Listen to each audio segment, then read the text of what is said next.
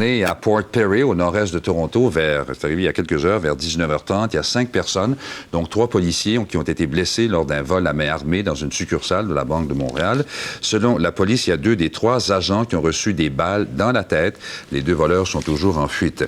Toronto, décidément, qui n'est absolument pas épargné. À Toronto même, la police détient en ce moment un étudiant de 27 ans qui serait à l'origine d'une fusillade qui est survenue aujourd'hui aussi dans une école secondaire. Il y a 2 enseignants qui ont été blessés par balle. Ce soir, les élèves, les professeurs, comme du reste les parents, sont encore très, très ébranlés. D'ailleurs, il y a beaucoup de Torontois qui pensent, comme leur mairesse du reste, Mme Rowlands, qui ne cesse de répéter qu'il y a trop d'armes en circulation dans une grande ville comme Toronto. Alors, Claude Gervais, ce soir, expose le problème.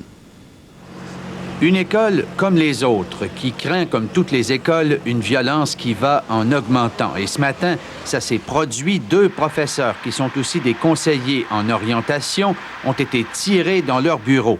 One was shot in the leg and one was shot in the chest. They are non-life-threatening injuries. Leur vie n'est pas en danger, mais leur agresseur les a atteints, l'un à la poitrine, l'autre à la jambe. On sait peu de choses de cet étudiant de 27 ans, sinon qu'il est d'origine vietnamienne et que les policiers l'ont arrêté peu de temps après son geste encore inexpliqué. Il sera accusé de tentative de meurtre. Bien des étudiants ont subi un choc. Affolée par la nouvelle de la fusillade, cette mère de famille est accourue sur place pour y retrouver avec soulagement son fils. It's happening all over the place. How far can you go to protect your kids anymore?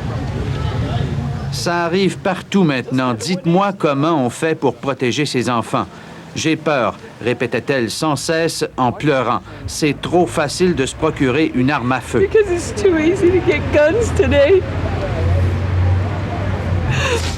Récemment, un policier torontois a été tiré à bout portant par un Jamaïcain qu'on cherchait à déporter. En avril, une cliente d'un restaurant a été abattue de sang-froid pour avoir refusé de donner son portefeuille.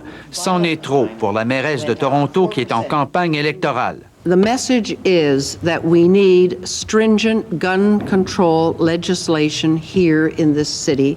Elle veut qu'Ottawa renforce au plus vite le contrôle des armes à feu. Ici, ce n'est pas Buffalo, Détroit ou New York, mais ça pourrait le devenir. Alors, si au cours des prochaines semaines, la pression augmente sur les épaules du ministre fédéral de la Justice, Alan Rock, ce sera parce que la Ville de Toronto et les autorités provinciales veulent que la métropole canadienne garde sa réputation de ville relativement tranquille. Claude Gervais, à Toronto. La police de la communauté urbaine de Montréal enquête sur 3 de ces policiers. Il y a 2 de ces agents-là qui ont même été suspendus. L'un d'eux va être accusé dans 2 semaines d'avoir volé et utilisé des cartes de crédit.